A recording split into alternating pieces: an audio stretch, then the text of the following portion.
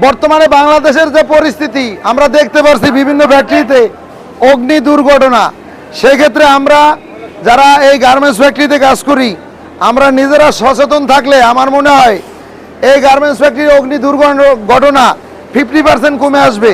সে কারণে এই যে দেখেন আমাদের ফ্যাক্টরিতে আমরা নিজেরা পরিষ্কার পরিচ্ছন্ন রাখি, যাতে ময়লা আবর্জনা মেশিনের আশেপাশে না থাকে। যদি না থাকে তাহলে আগুন লাগলে পুড়ে যাওয়ার মতো কোনো জিনিস যদি না থাকে সেক্ষেত্রে ফ্যাক্টরিতে আগুন ছড়িয়ে ছিটে পড়ার সম্ভাবনা কম থাকে।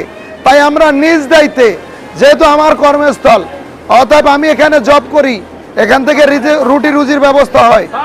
আপনারাও আমাদের মতো এরকম আপনি যে ফ্যাক্টরিতে কাজ করেন এভাবে পরিষ্কার পরিচ্ছন্ন করে রাখবেন, দেখবেন গার্মেন্টসের দুর্ঘটনা অগ্নি দুর্ঘটনা অনেকটা কমে আসবে। আপনারাও সাবধানে থাকবেন।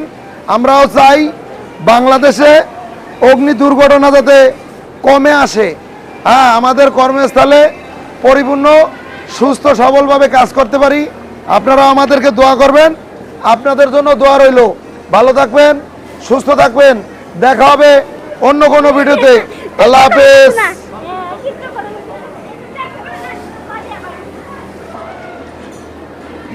ভিডিও কই?